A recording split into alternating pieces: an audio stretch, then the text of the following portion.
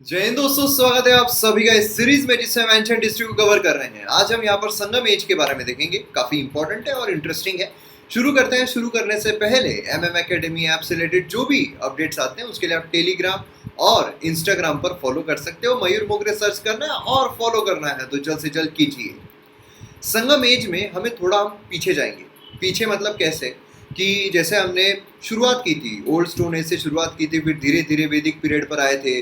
फिर उसके बाद हमने अलग अलग डायनेस्टीज के बारे में पढ़ा था, Mauryan dynasty, post Mauryan dynasty. उसके बाद धीरे धीरे हम गुप्ता एम्पायर तक आए, है ना। फिर पोस्ट गुप्ता एम्पायर जो है उसके बारे में देखा। लेकिन अब हम थोड़ा पीछे जाएंगे। मतलब जो मौर्यन पीरियड था, पोस्ट मौर्यन एरा का जो एज था, उसके आसपास हमें संगम एज जो है वो देखने को मिलता है। बेसिकली संगम एज जो है वो सदर्न इंडिया का पार्ट है, इसीलिए हम लास्ट में ले रहे हैं। अब यहाँ पर काफ़ी सारी चीज़ें हमें अलग अलग नजर आएगी, तो ये एग्जाम पर्सपेक्टिव से काफ़ी इंपॉर्टेंट है। जैसा मैं आपको हमेशा कहता हूँ, टर्मिनोलॉजीज जो है वो काफ़ी ज़्यादा इंपॉर्टेंट हो जाती है। तो टर्मिनोलॉजीज आपको यहाँ पर ध्यान में रखना है, कौन से इसको क्या टर्मिनोलॉजी दी गई थी, कौन से एरिया में कौन सा राजा था, ये भी काफ़ी ज़्यादा इंपॉर्टेंट रहता है।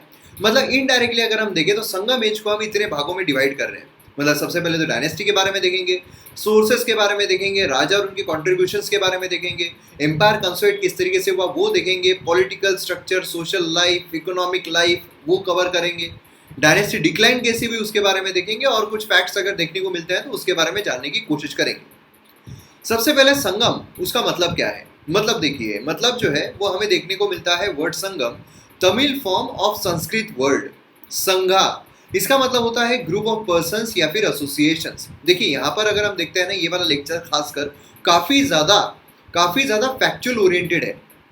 मतलब यहाँ पर आपको लिंक नज़र नहीं आएगी। जैसे कि आता हमने पूरा कंटिन्यूटी में क्यों देखा, पूरे जो किंगडम से कंटिन्यूटी में क्यों देखे, क्योंकि वो नदन पट्टा जो है उसमें मोस्टली हमें किंगडम्स देखने को मिल रहे थे और कंटिन्यूटी में थे कि ये इसके बाद वो आया, इसके बाद वो डायनेस्टी, उसके बाद वो डायनेस्टी आई। यहाँ पर हमें एक सेपरेट, एक आइडेंटिकल जो डायनेस्टी है वो देखने को मिल रही है। तो इसीलिए यहाँ पर आपको फैक्चुअल चीज़ें जो है वो ज़्यादा मिलेगी, यहाँ पर आपको संक्रिया जोड़ने को नहीं मिलेगी। ठीक है, तो यहाँ पर आप देखोगे अगर, तो ये संगम मतलब होता है ग्रुप ऑफ पर्संस या फिर एसोसिएशन। संगम जो है ये एकेडमी तमिल पोएट्स की, जैसा मैंने आपको कहा कि सदर्न पार्ट का हमें देखने को मिलता है, तमिल पोएट जो थे उसकी एक एकेडमी मतलब संगम हमें देखने को मिलता है। तमिल लेजेंड जो थे उनके हिसाब से 3 संगम जो है एंशिएंट तमिलनाडु में देखने को मिल रहे थे, 3 संगम्स। ठीक है, जैसे कि एकेडमी जो हमें देखने को मिली है, एकेडमी थी, मतलब संगम मतलब क्या, एकेडमी तमिल पोएट्स की। ऐसे हमें जो संगम्स है 3 संगम्स देखने को मिल रहे थे। अब ये 3 संगम कौन कौन से थे। फर्स्ट संगम अगर हम देखते हैं तो मदुराई में हेल्ड किया गया था। देखिए बहुत इंपॉर्टेंट फैक्चुअल इंफॉर्मेशन, और एग्जाम में आपको कैसे भी घुमा फिरा कर पूछा जा सकता है। पहला संगम अगर हम देखते हैं मदुराई में हेल्ड किया गया, गॉड्स और लेजेंडरी सेज जो है उनके द्वारा अटेंड किया गया, लेकिन कोई भी लिटरेरी वर्क इसके बारे में अवेलेबल नहीं है। दूसरा अगर हम देखते हैं तो ये कपटपुरम जो है वहां पर हेल्ड किया गया, पोएट्स के द्वारा अटेंड किया गया, लेकिन जितना भी लिटरेरी वर्क था वो पेरिस्ट हो गया एक्सेप्ट तोलका पीएम। ठीक है, और तीसरा अगर हम संगम देखते हैं तो वो मदुराई में हेल्ड किया गया, जो अटेंड किया गया लार्ज नंबर ऑफ पोएट्स के द्वारा। इसका लिटरेरी वर्क जो है वो हमें देखने को मिलता है, प्रिजर्व्ड और प्रोटेक्टेड है। ये जो संगम्स है ये फ्लरिश हुए थे under royal patronage of Pandyas. ये भी काफी ज्यादा इंपॉर्टेंट क्वेश्चन बन सकता है कि किसके इसमें पेट्रोनाइज किया गया था। जो संगम्स है फ्लरिश कौन से इसमें हुए थे, तो पांड्यास के इसमें हुए थे। पांड्यास में, चेरास में, किस में हुआ था, पांड्यास के दौरान हुआ था। ये आपको ध्यान में रखना है। ये जो तमिल लिटरेरी वर्क है ये यूजफुल सोर्स रहा है संगम एज के इतिहास को पढ़ने के लिए। अब इसमें अगर हम किंगडम देखते हैं संगम के, तो हमें 3 प्रोमिनेंट किंगडम्स देखने को मिलते हैं। चोला किंगडम, चोला अगर हम देखते हैं तो ये नदन तमिलनाडु में देखने को मिलता है।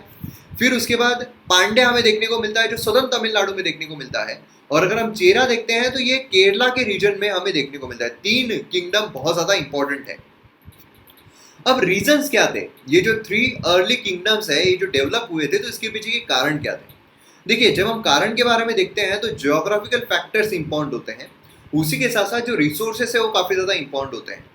अब रिसोर्सेज की जब हम बात करते हैं तो यहाँ पर सबसे इंपॉर्टेंट रिसोर्स है आयरन ओर। जो आयरन ओर है उसका नॉलेज यहाँ पर मिलने की वजह से जो फॉरेस्ट है, क्योंकि सदर्न पार्ट अगर आप देखोगे तो काफी ज्यादा फॉरेस्ट हमें देखने को मिलता है ना। जो फॉरेस्ट है उसको वो क्लियर कर पा रहे थे। क्लियर करने की वजह से जो लैंड है, ये जो जमीन है, उसे वो कल्टीवेशन में ला पा रहे थे। ठीक है, जिसकी वजह से क्या हुआ, लोगों की मूवमेंट जो है वो शुरू हो गई। ओके, उसी के साथ साथ यहाँ पर मिंटिंग जो है उसका भी उनको नॉलेज था, जिसकी वजह से पंच मार्क कॉइन्स जो है वो यहाँ पर छापे गए, उसकी वजह से ट्रेड भी फ्लरिश होता हुआ हमें देखने को मिला। अब यहाँ पर जो मटेरियल है वो इतना स्प्रेड होने की वजह से जो मिशनरीज है वो भी जा रहे थे, है ना, तो उनकी जो एक्टिविटीज है वो भी हमें यहाँ पर देखने को मिल रही थी। ट्रेड फ्लरिश हो रहा था साउथ ईस्ट एशिया में, रोमन एम्पायर में, जिसकी वजह से किंगडम को इकोनॉमिक प्रॉस्पेरिटी भी मिली। जैसा मैं हमेशा बोलता हूँ कि भैया पैसा जरूरी है, पैसा बहुत जरूरी है। बिना पैसे के ना आपका घर जो है वो प्रॉस्पर हो सकता है, ना कंट्री प्रॉस्पर हो सकती है और ना दुनिया प्रॉस्पर हो सकती है। अगर दुनिया को प्रॉस्पर करना है तो पैसे की जरूरत है, अगर कंट्री को प्रॉस्पर करना है पैसों की जरूरत है, अगर घर को भी प्रॉस्पर करना है तो भी पैसों की जरूरत पड़ती ही है। तो यहाँ पर भी किंगडम जो था उसे प्रॉस्पेरिटी में लाने के लिए इकोनॉमी, पैसा जो है बहुत ज्यादा जरूरी था, और ट्रेड की वजह से क्या हो रहा था, पैसा जो है फ्लरिश हो रहा था। Monsoon discovered by first century AD, जिसकी वजह से ट्रेड जो है उसको ग्रेटर इम्पेटस जो है ये भी रिसीव हुआ। सोर्सेस की जब हम बात करते हैं, सोर्सेस में हमें दो सोर्सेस, हर डायनेस्टी में हमने देखा है दो सोर्सेस है, आर्कियोलॉजिकल सोर्सेस है, लिटरेरी सोर्सेस है। जब हम आर्कियोलॉजिकल सोर्सेस की बात करते हैं तो उसमें प्रोमिनेंटली तीन सोर्सेस है, जैसे कि अशोकन इंस्क्रिप्शन जो है मेंशन किया गया है, चोला चेरा पांड्या, ठीक है, अशोकन इंस्क्रिप्शन जो है। फिर उसके बाद हथीकंपा इंस्क्रिप्शन है जो मतलब खारावेला यहाँ पर हमें देखने को मिलता है कलिंगा का। फिर एस्केवेशन जो है अरिकमिडू वहाँ पर देखने को मिलता है, पोम्पुलर वहाँ पर देखने को मिलता है, जो ओवरसी कमर्शियल एक्टिविटीज जो है तमिल की वो यहाँ पर रिवेल करते हैं। उसी के साथ साथ जब हम लिटरेरी सोर्सेज की बात करते हैं तो संगम लिटरेचर और ग्रीक लिटरेचर, मतलब यहाँ पर देखिए दो लिटरेचर आ रहे हैं, एक ही लिटरेचर नहीं है, संगम लिटरेचर भी है और ग्रीक लिटरेचर भी है। अब ऐसे सिनारियों में यहाँ पर जब हम देखते हैं तो संगम लिटरेचर जो है ये प्राइमरीली ये हमें सेक्युलर जो है वो देखने को मिलता है।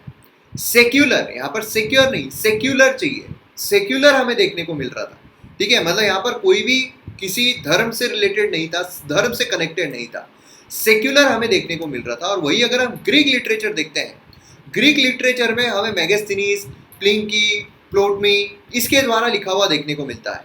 अब यहाँ पर जो संगम लिटरेचर है उसमें हमें जो तोइलक पीएम है वो देखने को मिलता है, इटिगोई है वो देखने को मिलता है, जिसमें 8 एंथोलॉजीज है, उसी के साथ पट्टपट्टू है, उसी के साथ साथ जो कलकक्कू है वो देखने को मिलता है, और 2 एपिक्स भी देखने को मिलते हैं।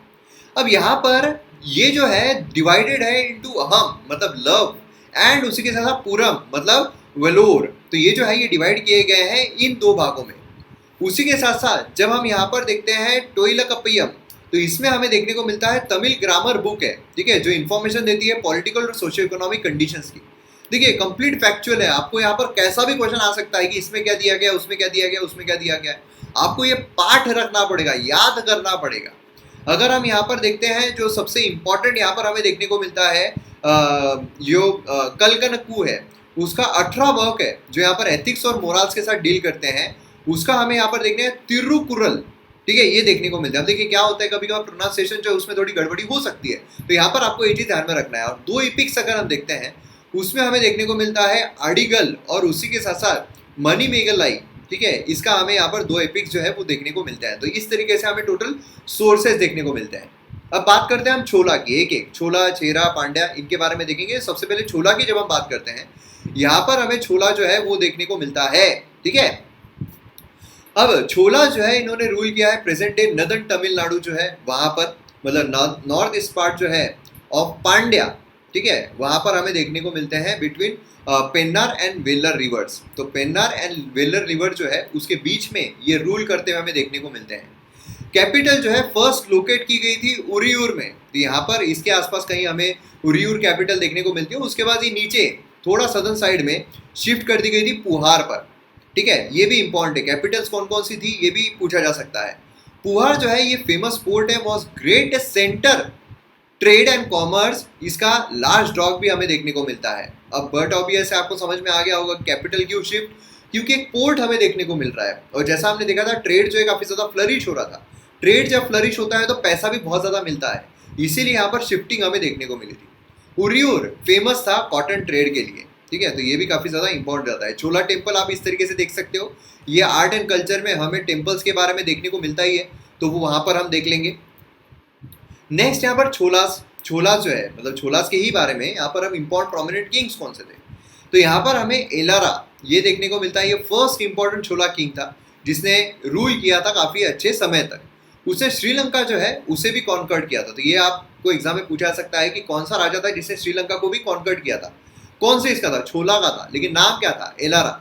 उसने किया था, ठीक है। रूल किया था उसने नियरली 50 ईयर्स तक। उसी के बाद यहाँ पर हमें करिकला जो है वो देखने को मिलता है। ग्रेटेस्ट एंड मोस्ट पावरफुल राजा था छोला एम्पायर का। वेनी का जो बैटल था उसमें यहाँ पर छेरा पांड्या जो उसको डिफीट किया गया था इसके द्वारा। उसी के साथ साथ इसने एग्रीकल्चर को रिवाइव करने में काफी ज्यादा मदद की। इरिगेशन टैंक्स जो है वो हमें देखने को मिलते हैं। करिकला के बारे में और थोड़ी इन्फॉर्मेशन अगर हम देखें, मिलिट्री अचीवमेंट जो उसकी वजह से इस काफी जो तमिलपुरी जो सिनारियो है पूरा रीजन है उसके ऊपर उसकी काफी अच्छी पकड़ हो गई थी। उसने फॉरेस्ट लैंड जो है उसको कल्टीवेशन में लेकर आया, जिससे कि जो लोग हैं एग्रीकल्चर की वजह से और ज़्यादा प्रॉस्पर होते गए। ट्रेड और कॉमर्स जो है काफ़ी ज़्यादा फ्लरिश हो रहा था इस पीरियड के दौरान। उसी के साथ साथ उसने जो कल्लनी डैम है वो भी यहाँ पर बांधा था। तो कल्लनी डैम किसके द्वारा बांधा गया है? ऐसे भी क्वेश्चंस आपको एग्जाम में पूछे जा सकते हैं। अब चेरा के बारे में जब हम देखते हैं तो चेरा जो है कैपिटल चेराज वॉज विंजी या फिर करूर, ऐसे क्वेश्चंस आपको आते हैं, ठीक है। चेरा मतलब हम यहाँ पर केरल रीजन जो है उसके बारे में देख रहे हैं। स्ट्रेटेजिकली लोकेटेड जो यहाँ पर ट्रेड को फैसिलिटेट कर रहा था रोमन एम्पायर के साथ। इंपॉर्टेंस सी पोर्ट जो है वो कौन से थे? तोंडी और मुजीरी। देखिए क्या होता है, कभी कभार आपको सीधे पोर्ट्स के बारे में पूछ लिया जाता है। क्वेश्चन सीधा आता है कि तोंडी एंड मुजीरी ये क्या थे? तो ये पोर्ट्स थे, ठीक है। ऐसे आपको क्वेश्चन आते हैं। तो इसीलिए आपको ये जो टर्मिनोलॉजी है ध्यान में रखना पड़ता है, बहुत ज्यादा इंपॉर्टेंट होते हैं। चेरा जो है land between sea and mountains, ये हमें यहाँ पर देखने को मिलता है। अब यहाँ पर जो राजा है, प्रोमिनेंट किंग है, उसका नाम क्या है? चेरन सेंगुतुवन, ठीक है। अब इसके बारे में अगर हम देखते हैं तो ये 2nd सेंचुरी बीसी से एडी से बिलोंग करता है। यंगर ब्रदर जो है वो था एडिगल, जो ऑथर था सिलापट्टिकरम का। उसी के साथ साथ इसकी मिलिट्री अचीवमेंट जो काफ़ी अच्छी है ही। उसी के साथ साथ उसकी जो एक्सपीडिशन है हिमालयास का वो काफ़ी ज़्यादा रिमार्केबल है, ठीक है। तो ऐसे आपको क्या होता है, कभी कभार आपको राजा के बारे में पूछ लिया जाता है कि राजा को पहचानिए, पर्सनैलिटी को पहचानिए, उसके बारे में कुछ सेंटेंसेस जो है वो दे दिए जाएंगे। अगर आपको बोला गया कि भैया ये छोला जो है उसका राजा था, ठीक है, चेरा जो है उसका राजा था, तो इस तरीके से आपको सीधे क्वेश्चन जो है एग्जाम में आ सकते हैं। तो आपको बताना पड़ेगा छोलास के लिए कौन कौन से राजा थे, चेराज के लिए कौन कौन सा राजा था, है ना। ऐसे क्वेश्चन आपको आ जाते हैं। उसी के साथ साथ यहाँ पर जो स्टोन है आइडल ऑफ कन्नगी, ये यहाँ पर उसके द्वारा लाया गया था। उसी के साथ साथ यहाँ पर जो पावर है 2nd सेंचुरी एडी के बाद पावर जो है डिक्लाइन होना शुरू हो गई, और उसके बाद हमें इसके बारे में कुछ भी पता नहीं है। फिर पांड्यास के बारे में जब हम देखते हैं तो हमें देखने को मिलता है पांड्यास ने रूल किया है प्रेजेंट सदर्न तमिलनाडु में। जो हमारा तमिलनाडु है उसका सदर्न पार्ट अगर हम देखते हैं तो वहाँ पर उसका राज जो है वो हमें देखने को मिलता है। कैपिटल मदुराई है, और उसी के साथ साथ उन्होंने रोमन एम्पायर के साथ ट्रेड किया है और एम्बेसडर को भी भेजा है रोमन एम्पायर के, एम्बेसडर भी, ठीक है। वैदिक सेक्रीफाइसेस जो है ये भी परफॉर्म किए गए हैं इनकी टेरिटरी में, ये भी चीज़ हमें देखने को मिलती है। किंगडम जो है वो जो कल्लाभरास है उसके इन्वेजन के साथ ही डिक्लाइन होना शुरू हो गया। किंगडम फर्स्ट मेंशन किया गया है मेगास्थनीज के बुक में, इंडिका में। तो ये भी चीज़ काफ़ी इंपॉर्टेंट है। मेगास्थनीज आप सभी को पता है मौर्यन एम्पायर के दौरान हमें देखने को मिलता है। अब यहाँ पर पॉलिटिकल स्ट्रक्चर अगर हम देखते हैं तो पॉलिटिकल स्ट्रक्चर में सबसे बेस पर आता है उर मतलब टाउन, फिर आता है उसके ऊपर नाडु डिस्ट्रिक्ट, और फिर आता है मंडलम किंगडम। इस तरीके से देखने को मिलता है। एडमिनिस्ट्रेटिव स्ट्रक्चर अगर हम देखते हैं तो राजा जो है वो हेरिडेटरी मोनार्क, मतलब कि राजा, उसका बच्चा, उसका बच्चा, उसका बच्चा, उसका बच्चा, उसका बच्चा, उसका बच्चा, अकल का कच्चा, उस तरीके से यहाँ पर बनते रहेंगे। और रिगार्ड किया जाता था उन्हीं को एज अ गॉड, वही तुम ही परमेश्वर, तुम ही भगवान, तुम ही अल्लाह, तुम ही गॉड। राजा जो है वो मिनिस्टर से एडवाइस लेता था, ठीक है, या फिर वाइस जो मेन रहते थे, जो होशियार लोग रहते थे, उनसे एडवाइस लिया करता था। जुडिशियल स्ट्रक्चर, राजा ही सब कुछ है तो राजा बोले दाढ़ी हाले, है ना। तो राजा जो है वो सोर्स ऑफ सुप्रीम जस्टिस था भैया, हर जगह यहाँ पर राजा जो है वही बताएगा। टाउन कोर्ट उसको अवई कहा जाता था, विलेज कोर्ट उसको मनाराम कहा जाता था। तो ये जो टर्मिनोलॉजीज है बहुत ज़्यादा इंपॉर्टेंट है, आप ध्यान में रखिए, प्लीज ध्यान में रखिए। किंग नोन एज वंडर, ये लोकल चीफ जो है उसको मन्नार कहा जाता था, ठीक है। तो यहाँ पर राजा को वंदर कहा जाता था, वंदर याद रखो ना यार, वंदर, ठीक है। और उसके लोकल चीफ से उसको मन्नार कहा जाता था, ये आपको ध्यान में रखना है। अब ये जो मैं बता रहा हूँ ये सिर्फ याद रखने के लिए, ऐसा आप लिटरल मीनिंग मत लीजिएगा।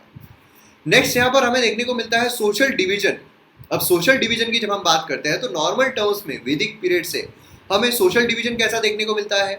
ब्राह्मण्स क्षत्रिय, वैश्य, शूद्र इस तरीके से देखने को मिल रहा था। एक और ऐड कर दिया गया था अनटचेबल जो थे।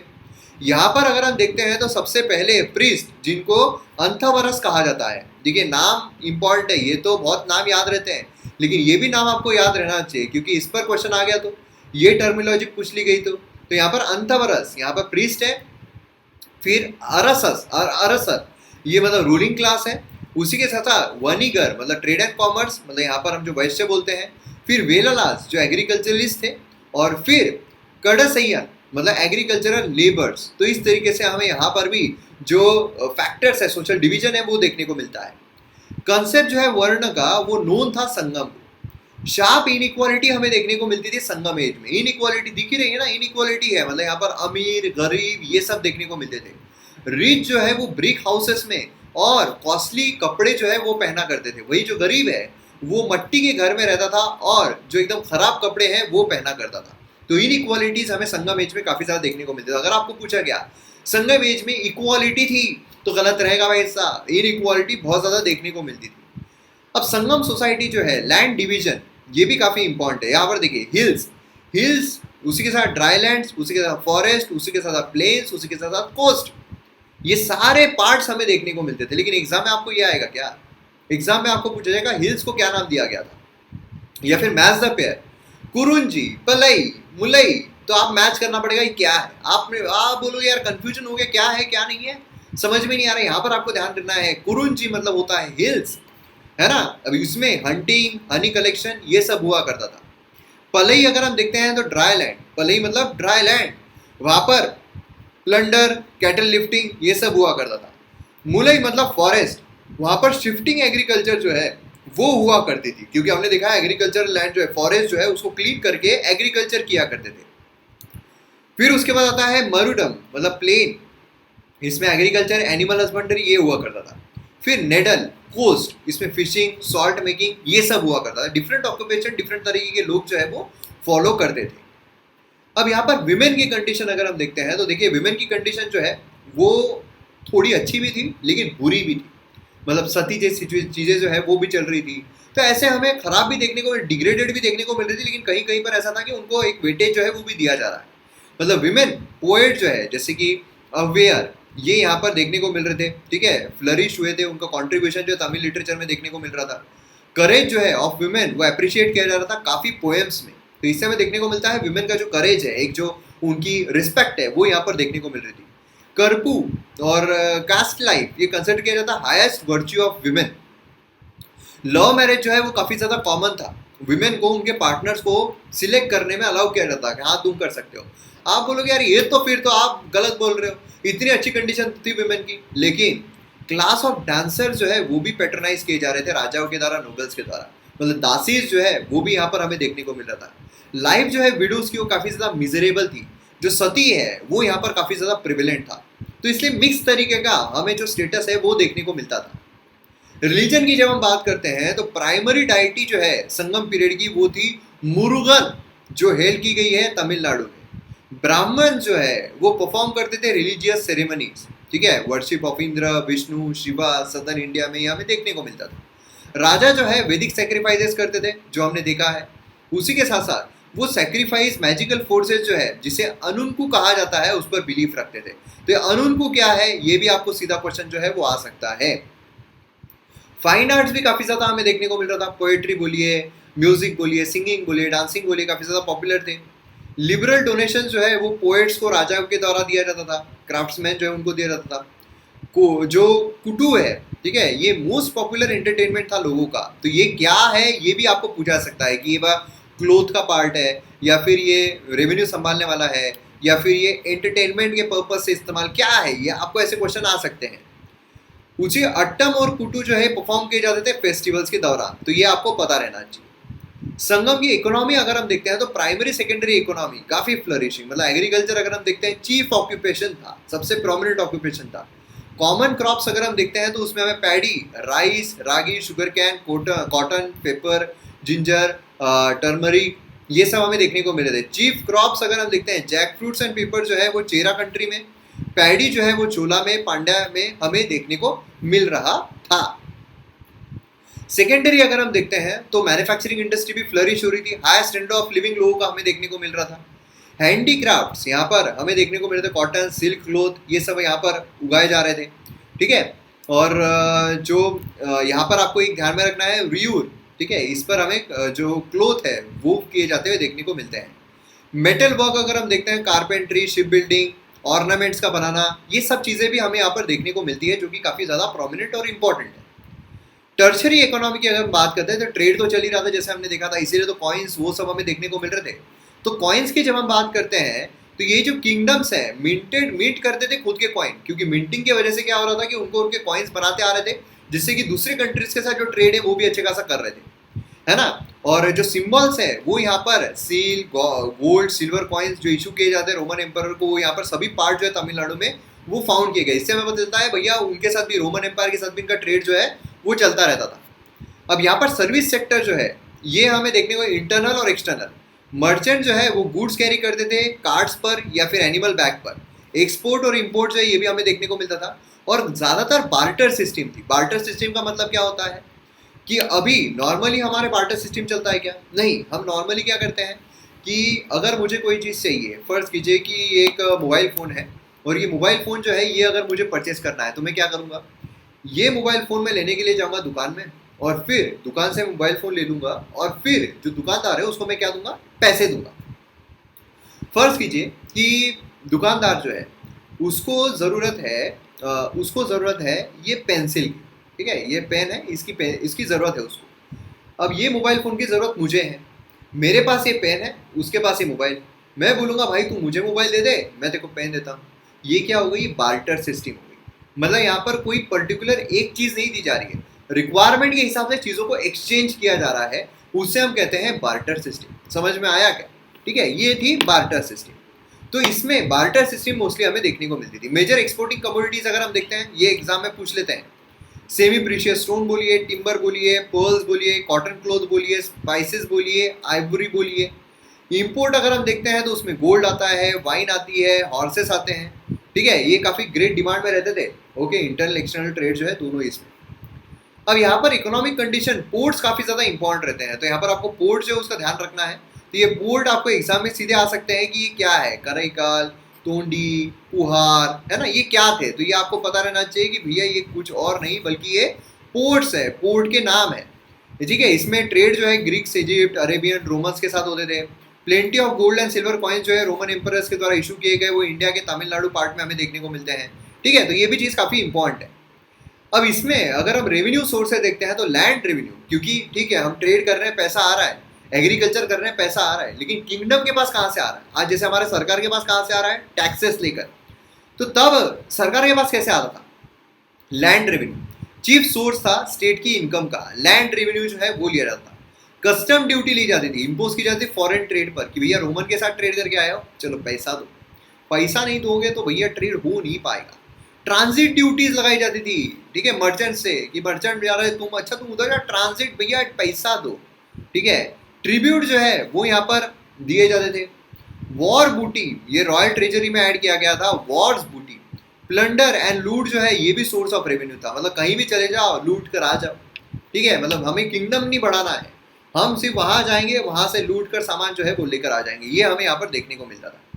अब डिक्लाइन जब हम देखते हैं संगम एज का, तो डिक्लाइन किस तरीके से होता है? तो चोला एम्पायर जो है, ठीक है, चोला एम्पायर जो हमें देखने को मिलता है, तो जो चोला एम्पायर है वो यहाँ पर डिफीट करता है चेरा एंड पांड्यास को, ठीक है। चोला एम्पायर डिफीट करता है चेरास एंड पांड्यास को, लेकिन फिर चोला एम्पायर डिफीट हो जाता है काला बहार्स के द्वारा। अब ये काला बहार क्या है, काला बहारस क्या है? ये कलवर का मतलब होता है थीव्स। देखिए थियोरी अलग अलग निकली हुई है। सबसे पहले तो कलवर्स का मतलब होता है थीव्स, कि ये थीव्स थे, ये चोरी करने वाले लोग थे। उसी के साथ और भी निकल कर आता है कि यहाँ पर कालाबार जो ये ट्राइबल क्लैन थे फ्रॉम डेक्कन, जो जिन्होंने सदर्न तमिलनाडु कंट्री जो उसको इन्वेड किया।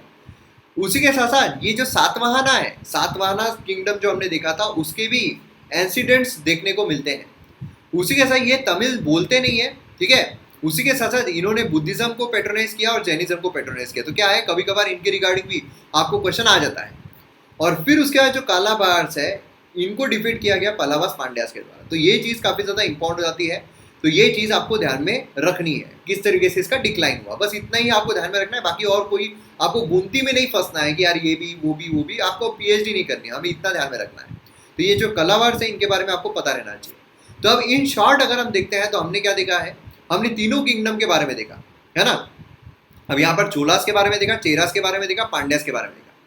कैपिटल अगर हम देखते हैं तो हमें यहाँ पर उरियूर, बाद में पुहार देखने को मिलती है। इनकी अगर देखें वंजी या फिर करूर, और मदुराई हमें पांड्यास की देखने को मिलती है। एम्बलम, यहाँ पर एम्बलम भी काफी बार इंपॉर्टेंट होता है, आपको सीधा पूछा जाएगा ये एम्बलम किसका था, फिर इनका एम्बलम ये था। तो यहाँ पर एम्बलम अगर हम देखें छोलास का था टाइगर, यहाँ पर आप देख सकते हो। फिर यहाँ पर अगर हम चेरास देखते हैं तो बो एंड एरो, यहाँ पर आप देख सकते हो। एंड अगर पांड्यास देखते हैं तो कार, फिश जो है वो हमें देखने को मिलती है। फेमस पोर्ट अगर हम देखते हैं तो पुहार था, यहाँ पर मुजिरीस, तोंडी, और यहाँ पर कोरकई और सलियूर, ये हमें देखने को मिलता है। ठीक है, तो ये पर्सपेक्टिव संगम एज का है जो आपको ध्यान में रखना है। कैसे भी क्वेश्चन आपको आ सकते हैं तो आपको टर्मिनोलॉजीज खास ध्यान में रखनी है। तो यहाँ पर हमारा संगम एज जो है वो भी कंप्लीट होता है। अब सिर्फ हमारे दो पार्ट बचे हैं, एक है बुद्धिज्म और एक है जैनिज्म। ये कंप्लीट हो गया, हमारा एंशिएंट हिस्ट्री कंप्लीट। वैसे तो एंशिएंट हिस्ट्री अभी कंप्लीट हो गया है, क्योंकि बुद्धिज्म एंड जैनिज्म अगर हम देखें तो आर्ट एंड कल्चर का वैसे पार्ट, क्रक्स पार्ट हमें देखने को मिलता है, मगर फिर भी हम इसे एंशिएंट हिस्ट्री में ही कवर कर लेंगे, जिससे कि एंशिएंट हिस्ट्री का एक पूरा होलिस्टिक व्यू हमारे पास आ जाएगा और एंशिएंट हिस्ट्री हमारा कंप्लीट हो जाएगा। तो मिलते हैं हम अगले वीडियो में। जय हिंद।